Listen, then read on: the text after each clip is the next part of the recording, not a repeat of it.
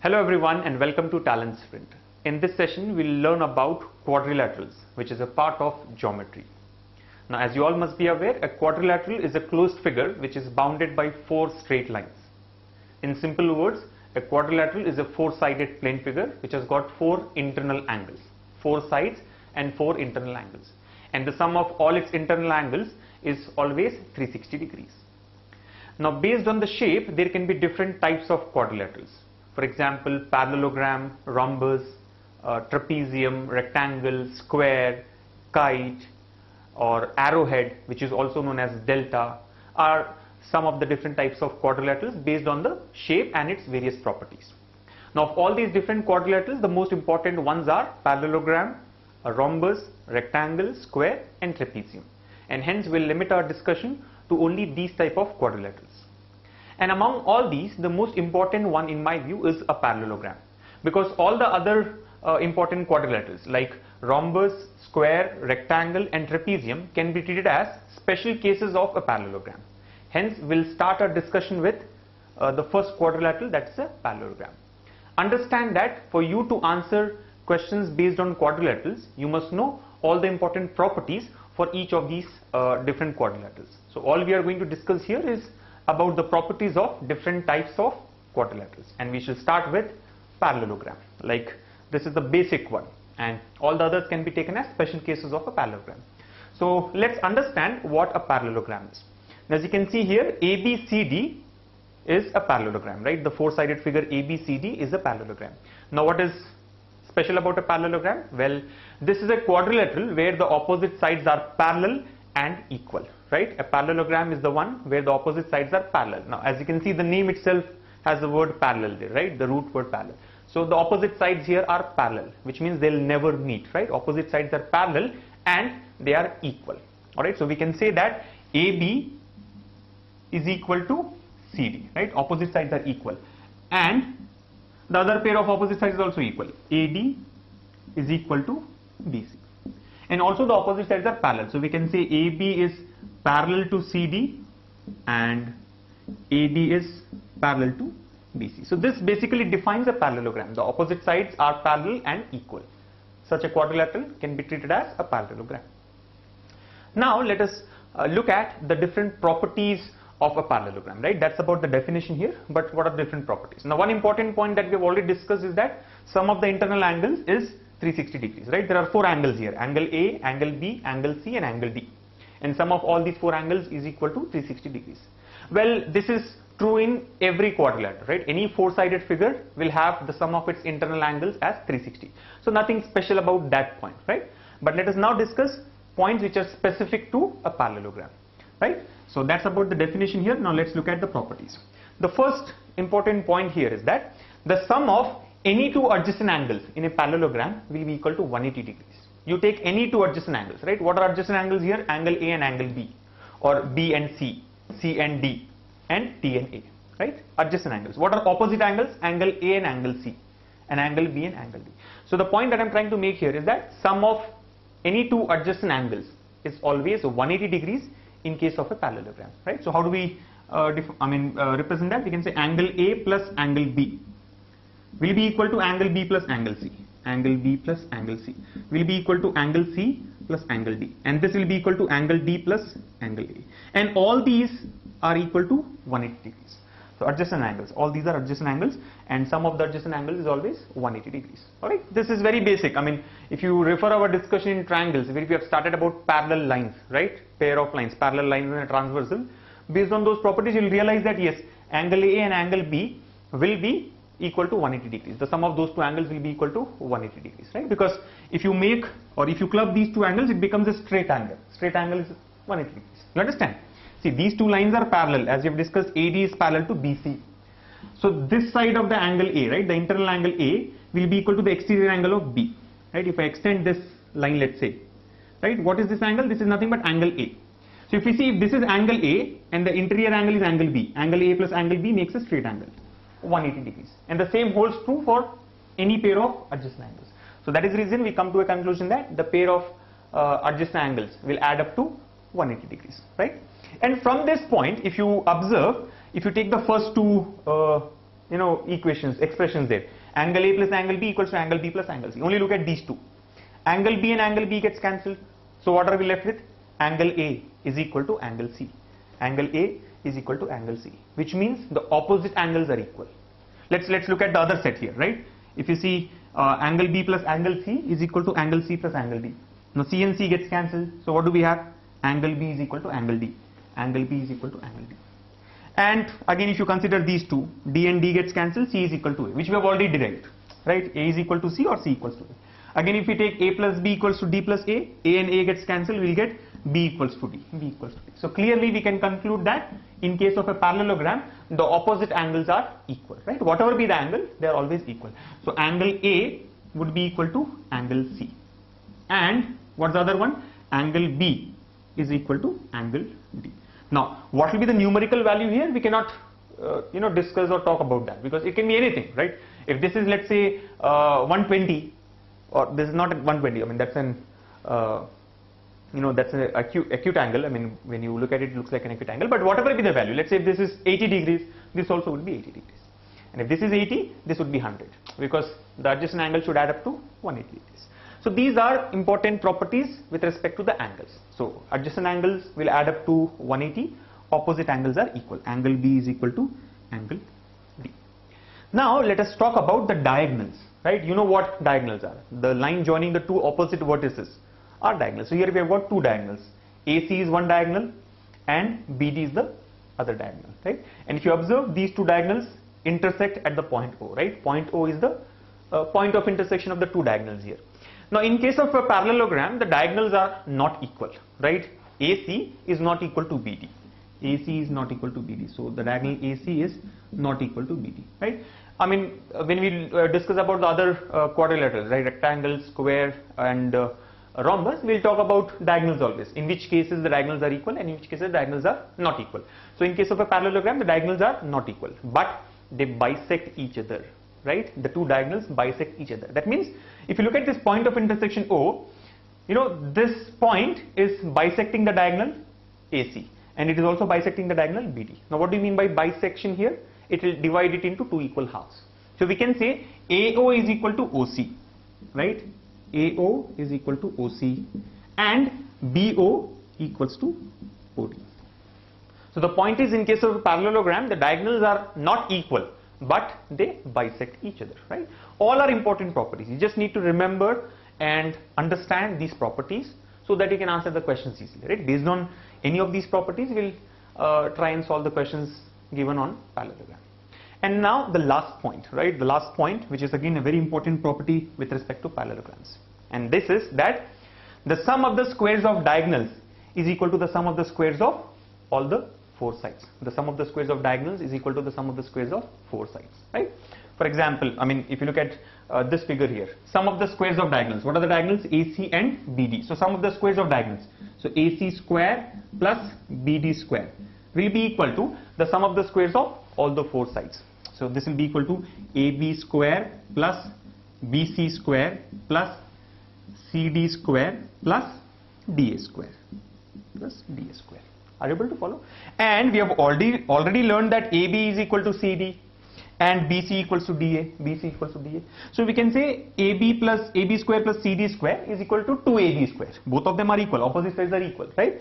And similarly, BC square equals to DA square. So we can say BC square plus DA square equals to 2BC square or 2DA square, right? So we can also conclude this as AC square plus BD square equals to 2 times of AB square plus CD square can be taken as 2 times of AB square, and BC square plus AD square or DA square can be taken as 2 times of BC square.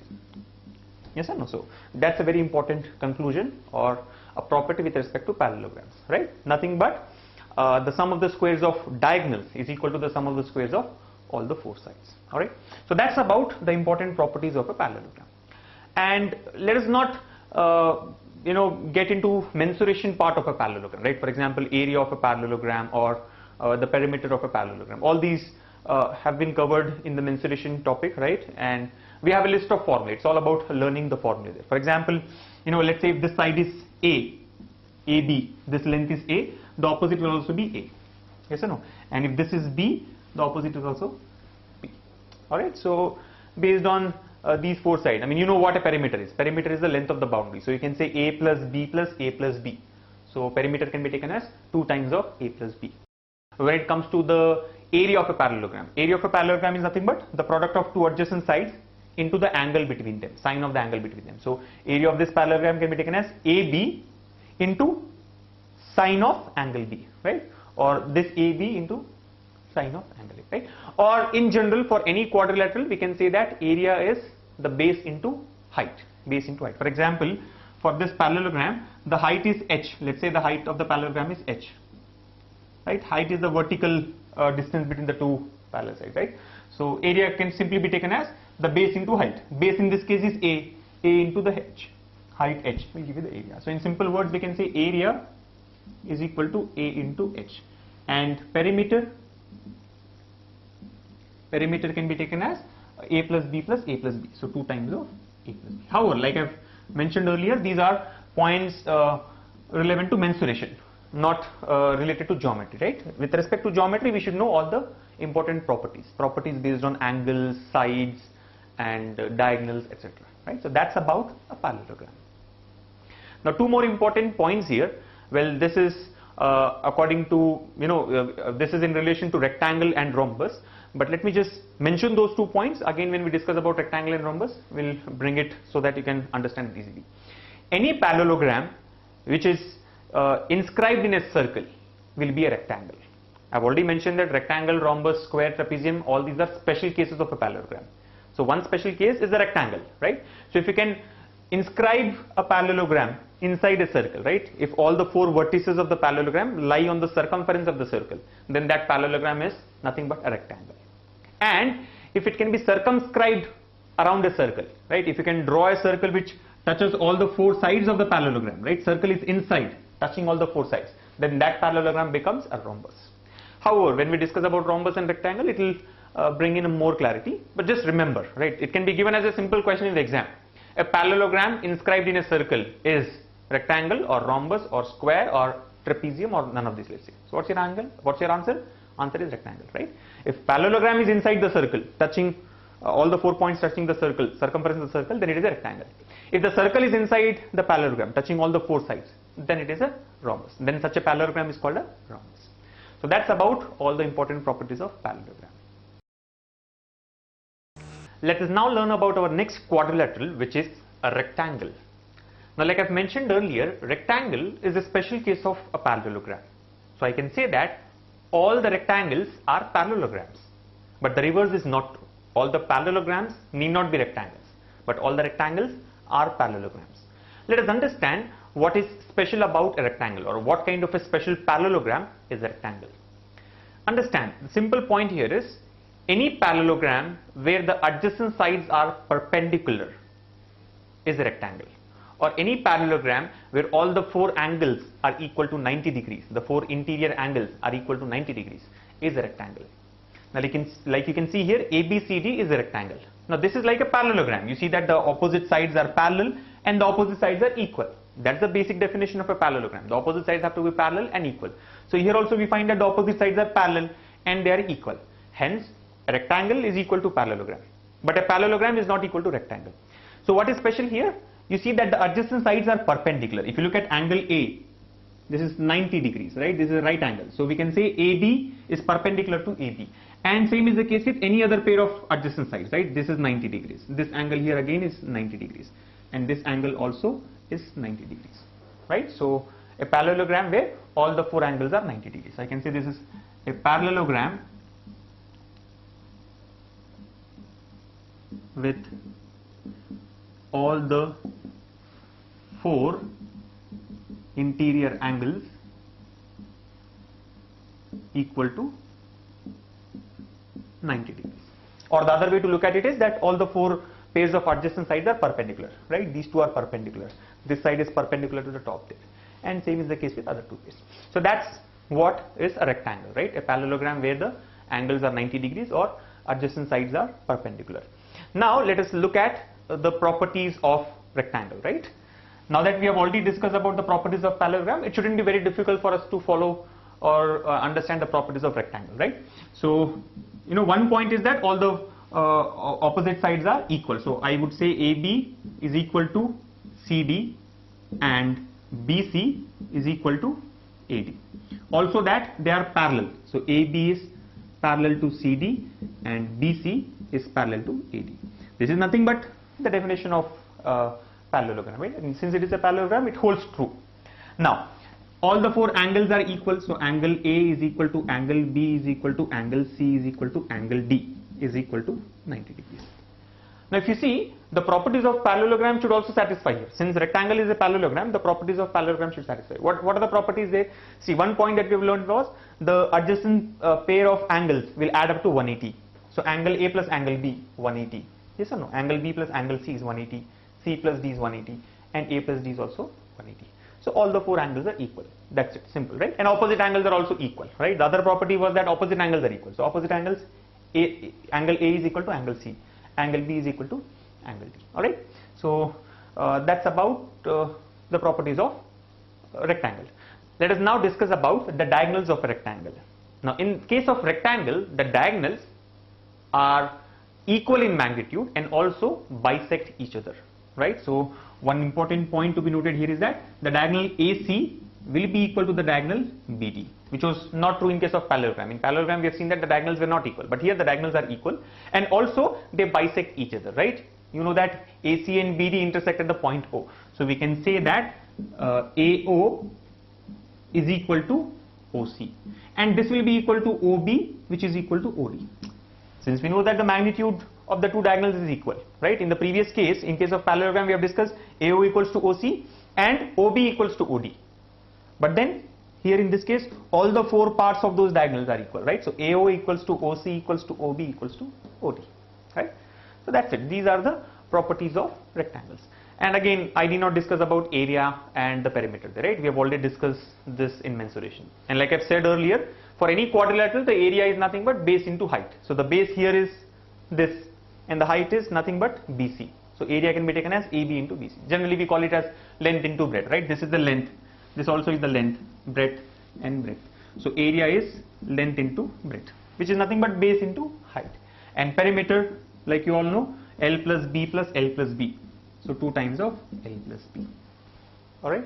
Or like I've told you earlier, area of any quadrilateral can be taken as the product of two adjacent sides into the sine of included angle. So product of two adjacent sides is L into B and in between we have 90 degrees. So sine 90. L into B into sine 90. Sine 90 is 1. So area is L into B. Alright. So that's about the area and perimeter of a rectangle. And like we have discussed in case of parallelogram, a parallelogram which can be inscribed in a circle is a rectangle. Right. So if you observe, a rectangle can be actually inscribed in a circle. All the four vertices of the rectangle can lie on the circumference of a circle. Right. So such a parallelogram is a rectangle. So that's about rectangle. Let us now discuss about the next special case of parallelogram or the next quadrilateral, which is a rhombus. Now rhombus, as you can see here, is the figure ABCD, and like I've mentioned earlier, all the rhombuses are parallelograms. These are special parallelograms. So what is special about this parallelogram? Here all the four sides are equal. So in simple words, a parallelogram where all the four sides are equal can be taken as a rhombus, right? In case of rectangle, we have seen a parallelogram which has got all the four angles as equal is a rectangle, and a parallelogram which has got all the four sides equal is a rhombus. So we can simply define it as a parallelogram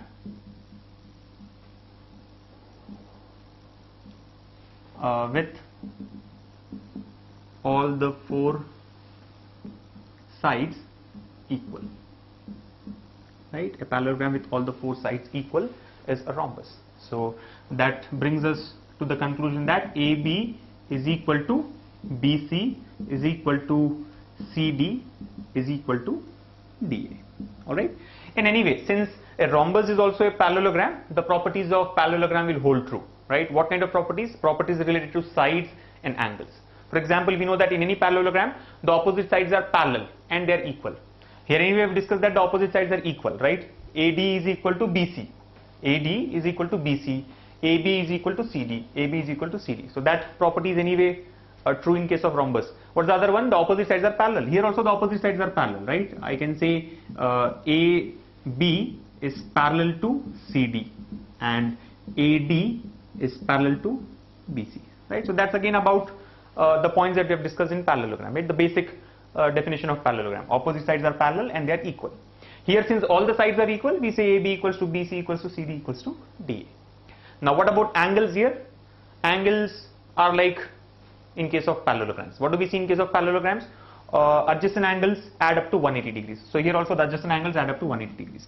So angle A plus angle B equals to angle B plus angle C is equal to angle C plus angle D is equal to angle D plus angle A, and all this will be adding up to 180.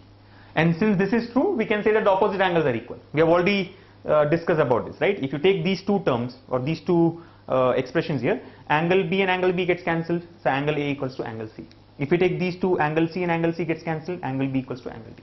So A is equal to C and B is equal to D, which means the opposite angles are equal. So in case of rhombus, the opposite angles are equal. Angle A is equal to angle C and angle B equals to angle D, right? These are again properties of parallelogram, right? All the properties of parallelogram should be satisfied in case of rhombus as well. Now let us talk about the diagonals. What do you see? The diagonals AC and BD intersect at the point O. Now in case of rhombus, the diagonals bisect each other. Diagonals bisect each other means what? The diagonals intersect at the point O, and the point O divides each diagonal into two equal halves, right? So we can say AO equals to OC and BO equals to OD. Alright, so that's about the diagonal there. AO equals to OC and BO equals to OD. Let me tell you, the diagonals are not equal, right? In case of rhombus, the diagonals are not equal, but they bisect each other. So AO equals to OC and the other diagonal BO equals to OD. So the point O divides the diagonals into two equal halves. Now another important point to be noted with respect to diagonals here in case of rhombus is that the diagonals bisect each other, they intersect at the point O, and they form right angles, right? The diagonals bisect each other at right angles, making right angles, which means these angles here are all right angles. This is 90 degrees, this angle is 90 degrees, this also is 90 degrees, and the last one also is 90 degrees. So the diagonals bisect each other at right angles, which means these four parts that are formed are right angle triangles. So you can understand a rhombus, the diagonals of rhombus will divide it into four right angle triangles, because each is like a triangle, three sides, and each has got a right angle. So there are four right angle triangles here. So important point that the diagonals bisect at right angles in case of a rhombus. And the obvious point here is that all the rhombuses are parallelograms. Why? It's a special case of parallelogram. But then all the parallelograms are not rhombus. Which parallelograms are rhombus? Those parallelograms where the four sides are equal become a rhombus, right? So all the rhombus are parallelograms, but the converse is not true. All the parallelograms are not rhombus. All right, so which is a very straight point here, because rhombus, rectangle are special cases of parallelogram. Now area and perimeter, again, you know, all the four sides are equal. So if you take this side as A and A, right? All the four sides are equal. So let's say each side is A. So the perimeter can be taken as 4A. How about the area? Area, like I've told you earlier, base into height. So if you can find out the height here, H, the height is H, let's say, right? The vertical distance between the two parallel sides, right? A, B and C, D. The height is H. The area can be taken as A into H, right? Or otherwise, area can be taken as some product of two parallel adjacent sides into the sine of angle included, right? So area can be taken as A into H, or it can be taken as A into A, which is A square into sine of this angle, right? Let's say this angle is angle B, so sine of angle B, whatever is the angle there, alright? Or a special formula for the area is half D1 D2, half into D1 D2. What are D1 and D2? The two diagonals there, right? D1, let's say this is diagonal 1, the complete diagonal, and this is diagonal 2. So area can also be taken as half into D1 D2. So the product of two diagonals divided by 2. Actually it is half into D1 into D2 into sine of the angle between the diagonals. But you know that the angle between the diagonals is 90 degrees and sine 90 is 1. So we are left with half D1 D2. So different ways of measuring the area of a rhombus. So that's about the quadrilateral rhombus and its properties. Let us now discuss about the next quadrilateral, that is a square. And like we have discussed all this while, all these quadrilaterals are special cases of parallelogram. So obviously a square is also a special type of parallelogram. In fact, square is not just a special type of parallelogram, but it can be considered as a special type of rectangle or a special type of rhombus as well. However, let us understand the meaning of a square in terms of a parallelogram first. So ABCD here shows a square. Now this is a parallelogram where all the four sides are equal and all the four interior angles are equal. So a parallelogram where all the four sides are equal and all the four angles are equal becomes a square, right? So a parallelogram with all four sides equal and all four angles equal is a square. Alright, so a square is a parallelogram where all the four sides are equal, right? So the adjacent sides are equal or opposite sides are also equal and all the angles are equal. Angle A equals to angle B equals to angle C equals to angle D. And obviously each angle will be 90 degrees. Why? Because sum of the interior angles in any quadrilateral is 360. So 360, if you have to divide it into four equal parts, each part will be 90. So all the four angles are 90 degrees. So that's about a square. Now like I've mentioned earlier, square can also be treated as a special rectangle or a special rhombus because of the definition here. Just look at the definition. A parallelogram with all the four sides equal. Only look at this part. A parallelogram with all the four sides equal. Now we know that a parallelogram with all the four sides equal is a rhombus. What is additional here? All the four angles are also equal. All the four angles equal. So we can say that, instead of reading it as a parallelogram where all the four sides are equal, I can say rhombus, right? A rhombus with all four angles equal is a square, right? A rhombus where all the four angles are equal. You know that in case of rhombus, the angles are not equal. Only the opposite angles are equal. But if all the four angles become equal, then that rhombus is nothing but a square. Or the other way to look at it is this one. You know that all four angles equal. A parallelogram with all the four angles equal is a rectangle, right? All the four angles are 90 degrees. So instead of saying a parallelogram with all four angles equal, we can say rectangle. But what kind of rectangle? Rectangle with all the four sides equal. The additional part here is that all the four sides are equal. Now a rectangle where all the four sides are equal is a square, right? In a rectangle, all the four angles are equal, but all the four sides are not equal. Only the opposite sides are equal. But if all the four sides also become equal, then that rectangle is a square. A rhombus, all the four sides are equal, but the angles are not equal. Only the opposite angles are equal. But if all the angles also become equal, then that rhombus is a square. So square is a special parallelogram, a special rectangle, and a special rhombus. Now I'm sure it will be very easy for us to understand the properties, right? All the four sides are equal. So AB equals to BC equals to CD equals to DA. Of course, the opposite sides are parallel, right? So AB is parallel to CD and BC is parallel to DA, right? This is basic point in case of a parallelogram, right? Since it is a parallelogram, opposite sides have to be parallel. So AB is parallel to CD and BC is parallel to DA, or BC is parallel to AD. Now what about angles? All the four angles are equal. Angle A equals to angle B equals to angle C equals to angle D equal to 90 degrees. All the four angles are equal and each angle is 90 degrees. And of course, adjacent angles will add up to 180 degrees. Satisfied, right? That's the property of parallelogram. The adjacent angle should be adding up to 180. So angle A plus angle B, 90 plus 90, 180. Same is the case with any other pair of adjacent angles. Also, the opposite angles have to be equal. Yes, angle A equals to angle C. Angle A is equal to angle C. Angle B should be equal to angle B. So you see that all the properties of parallelogram are satisfied since this is a special case of parallelogram.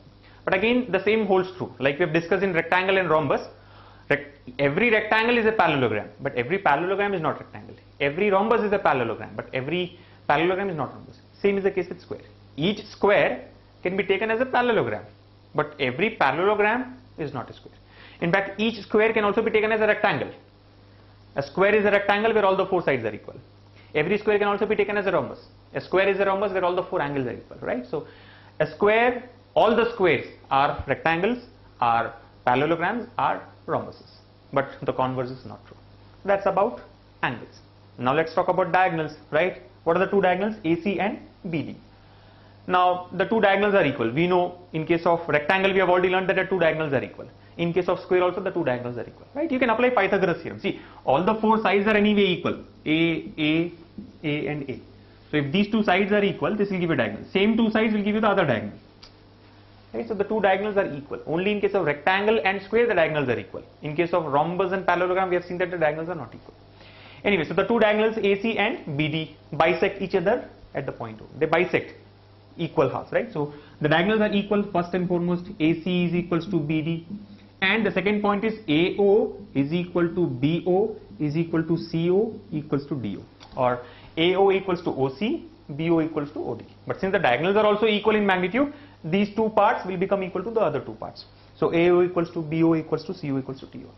And here again the diagonals bisect each other at right angles, 90 degrees. All the angles are 90 degrees. This angle also is 90 degrees.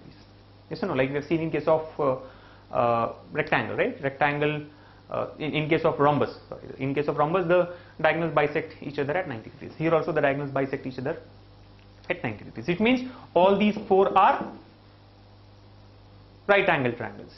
They are not just right angle triangles. They are also isosceles triangles. Why? See, you take this triangle here, OCB, the triangle OCB, right? There is a right angle, so it is a right angle triangle. But you know that this part is equal to this part, right? OC equals to OB. So the two sides are also equal. Two sides are equal, isosceles triangle. Right angle triangle. So all these four are right angled isosceles triangles, right? So the diagonals of a square will divide the square into four right angled isosceles triangles, right? That anyway, you just remember, right? So that's about the different properties with respect to square. Now area, I'm sure you all know about area and perimeter of a square, right? What is area? I've told you for any quadrilateral the area can be taken as base into height. The base is A, the height is also A. The angle is 90 degrees, right? You know that the adjacent sides are perpendicular. 90 degrees means what? The adjacent sides are perpendicular. When the adjacent sides are perpendicular, this side itself will become height, because like I've told you, height is the vertical length or vertical distance between the two parallel sides, which is nothing but A. So base into height, A into A, area becomes A square. Or the other way to calculate area of a quadrilateral is the product of the two adjacent sides into the sine of angle included.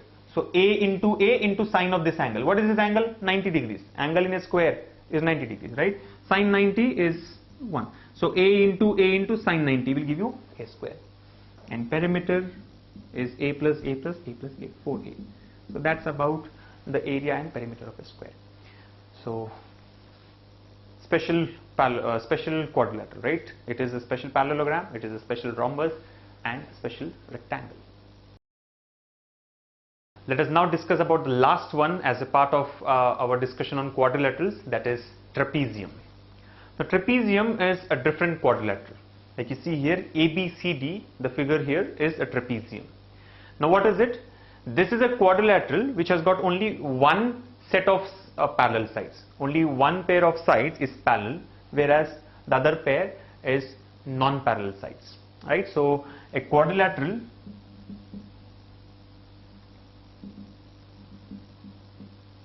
with only one set of or only one pair of parallel sides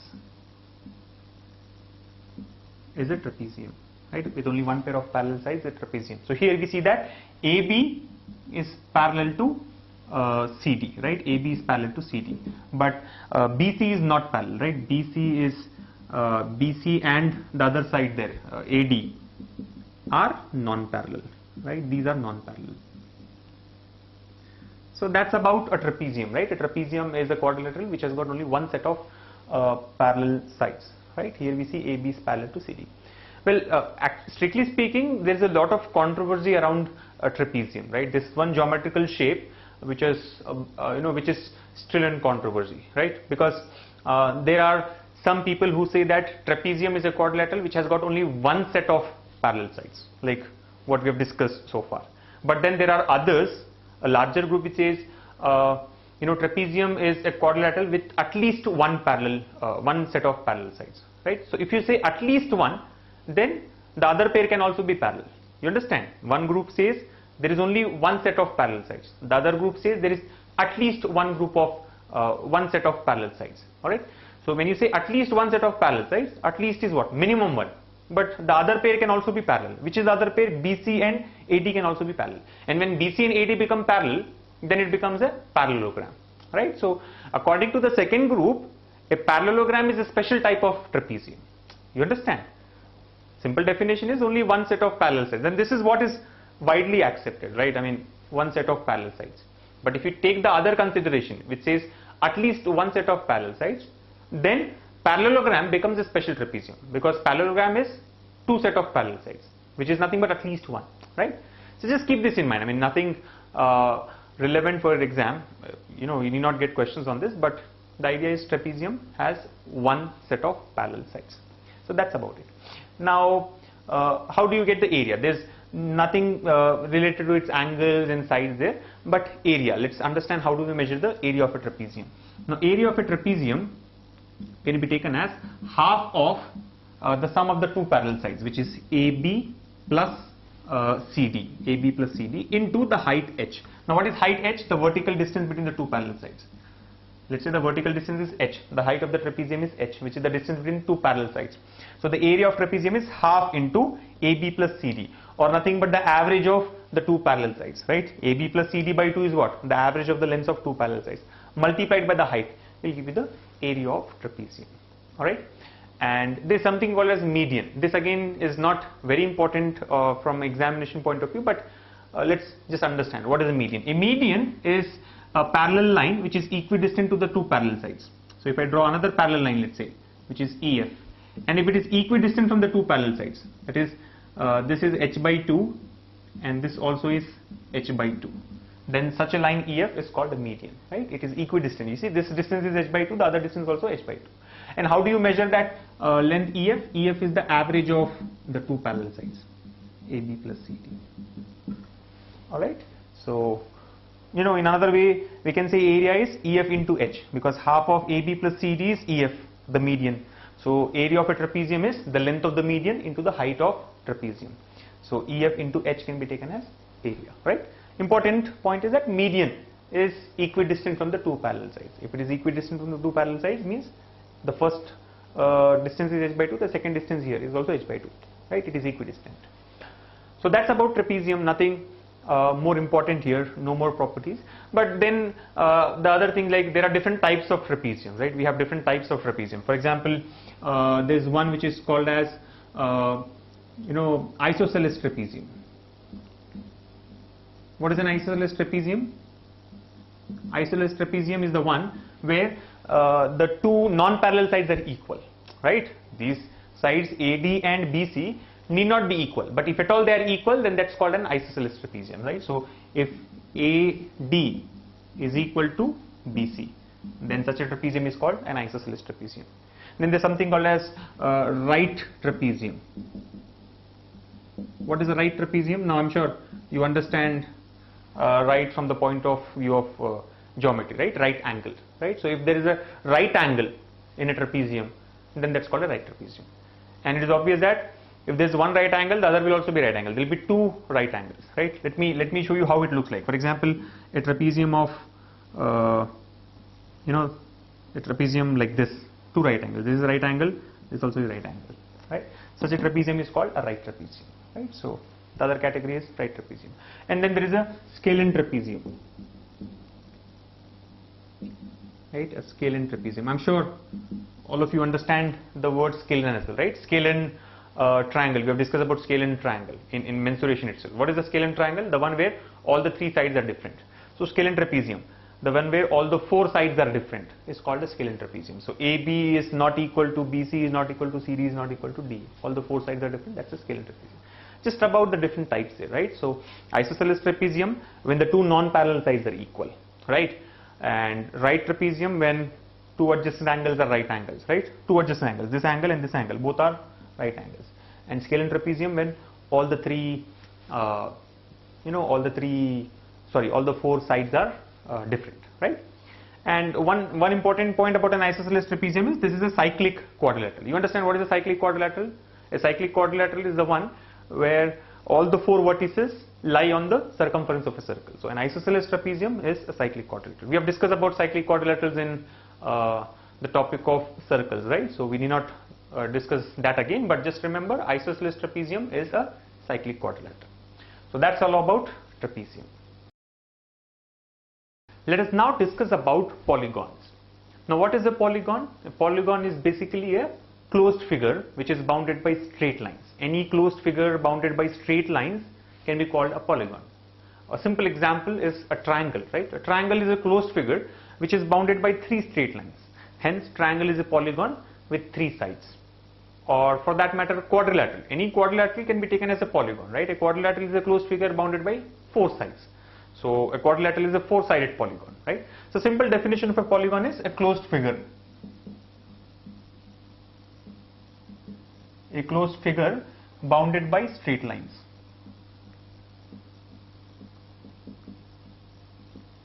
Bounded by straight lines, right? So important, right? This term straight lines here is important. For example, circle is also a closed figure, but circle cannot be called a polygon because it is not bounded by straight lines. Only those closed figures which are bounded by straight lines are called polygons. Another example is ellipse. Ellipse is closed, but is it bounded by straight lines? No. So ellipse is not a polygon. So simple idea is a closed figure which has got all straight lines as its sides is a polygon. Yes or no? So triangle is a three-sided polygon. Quadrilateral is a four-sided polygon. Again, we have different types of quadrilaterals. We have already discussed about it, right? Then five-sided polygon is a pentagon, right? It is called a pentagon. These are all names given to the polygon with specific number of sides. A six-sided polygon is called a hexagon. Seven-sided polygon is called a heptagon. Eight-sided octagon. Nine-sided nonagon. Ten-sided decagon, and so on, right? So these are different polygons, right? Polygons with different number of sides. Now, one classification in polygon is based on its angle, interior angle, right? Since it is a closed figure, there will be a number of interior angles. And based on the measurement of these interior angles, polygons can be classified into two types, right? So let me give you the classification there. The first one is a convex polygon. Now what is a convex polygon? A polygon with all its interior angles less than 180 degrees. All interior angles, right? Whatever be the number of angles. For example, if it is a quadrilateral, it will have four interior angles. If it is a triangle, three interior angles. If it is a hexagon, there will be six interior angles, right? Number of sides and number of angles there, right? So all interior angles less than 180 degrees. Such a polygon is called a convex polygon. What is the other one? Concave polygon, right? What is a concave polygon? In a concave polygon, at least one angle has to be greater than 180 degrees, right? At least one angle greater than 180 degrees. Such a polygon is called concave polygon. So that's based on the measurement of angle, right? If all the angles are less than 180, then it's a convex polygon. If at least one angle is greater than 180, then that's a concave polygon. So if you look at triangle, concave or convex, it's a convex polygon because any angle cannot be greater than 180. Sum of all the angles itself is 180. So how can any angle be greater than 180, right? All the angles are less than 180, hence it is a convex polygon.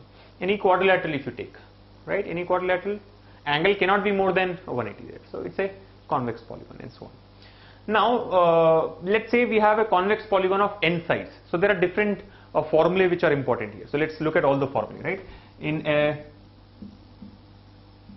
convex polygon of n sides, right? There are n sides, let's say, right? In a convex polygon which has got n sides. Now I'm giving you the different formulae here, right? Let's look at number one. Sum of all interior angles. How many interior angles would be there? N interior angles, right? N sides, n angles. Sum of all the interior angles can be taken as 2n minus 4 into 90 degrees. So you need to remember this, right? Questions are asked based on these points, right?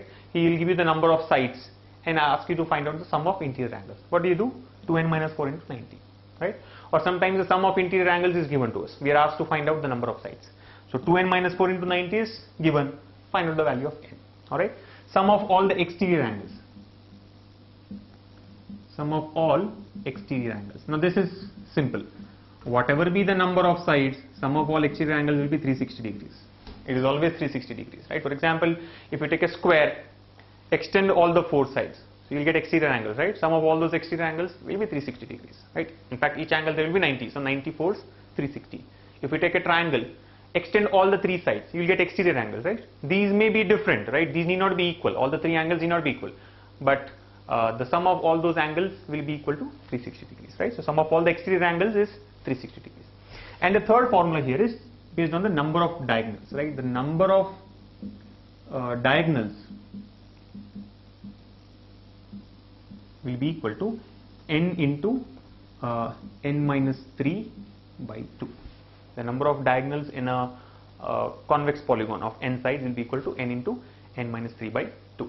So these are some of the important formulae that we need to remember, right? In a convex polygon of n sides, the sum of interior angles is 2n minus 4 into 90. The sum of all the exterior angles is always 360, and the number of diagonals will be equal to n into n minus 3 by 2, where n is the number of sides. Now, there is something called as a regular polygon. What is meant by a regular polygon? A regular polygon is the one where all the sides are equal and all the angles are equal. For example, square. Square is a regular polygon because all the four sides are equal, all the four angles are equal. An equilateral triangle. All the four sides are equal, all the four angles are equal. So equilateral triangle is a regular polygon. A hexagon. All the sides are equal, all the angles are equal. Then it is called a regular polygon, right? There can be hexagon with different sides and different measurement of angles there, but if it is six-sided. But if all the sides are equal and all the angles are equal, then it is called a regular hexagon or a regular polygon, right? So the word regular or the term regular here indicates that all the sides are equal and all the angles are equal, right? Now, in case of regular polygon, we may have to find out the value of each interior angle or each exterior angle, right? So let's say there is a regular polygon. In a regular polygon of n sides, there are two important terms here, right? In a regular polygon of n sides, the measurement of each interior angle, right? What will be the interior angle? Each interior angle. How do you measure that? See, you know the sum of all the interior angles. Divide this by the number of sides. Will give you the interior angle, right? So if it is not a regular polygon, then the different angles will have different measures, right? Or different angles will be different. But if it is a regular polygon, then each interior angle has to be equal, and that can be measured as the total divided by the number of sides, because each angle is equal. So this can be taken as 2n minus 4 into 90 divided by n. 2n minus 4 into 90 divided by n. Or if you simplify it further, what happens? 2n by n is 2 into 90 is 180 degrees. Yes or no? This is 90 degrees. You understand? 2n by n is 2 into 90, 180 degrees. Minus 4 into 90, 360 by n. 360 degrees by n. So there are two ways to measure the interior angle of a regular polygon. You can either take it as 2n minus 4 into 360 by n, which is simply the total divided by the number of sides. Or if you simplify it, if you expand it, you will get 180 minus 360 by n. Right? And how do we get the exterior angle? See, it is a regular polygon, and a regular polygon will have all the exterior angles equal. So each exterior angle, how do you get that? Each exterior angle will be equal to what? You know the total 360. 360 divided by n. So this can be taken as 360 degrees divided by n. Right? Total is 360 degrees divided by n. See, it is only when the polygon is regular. If it is an irregular polygon, what is an irregular polygon? Not all the sides are equal, not all the angles are equal. So if it is an irregular polygon, then we cannot say each interior angle is this. Then different interior angles will be different. We cannot say each exterior angle is this. Different exterior angles would be different. But if it is regular, simply divide the total by number of sides. So this total by number of sides will give you each interior angle, and this total by number of sides will give you each exterior angle. So basically these formulae are important, because the simple observation here is to get each value, each interior or each exterior angle, divide the total interior value by number of sides, and total exterior angles, sum of total exterior angles divided by number of sides. So that's about polygons. Alright, so just remember all the important formulae, because if at all we get a question on this, it will be based on these formulae that I have given here.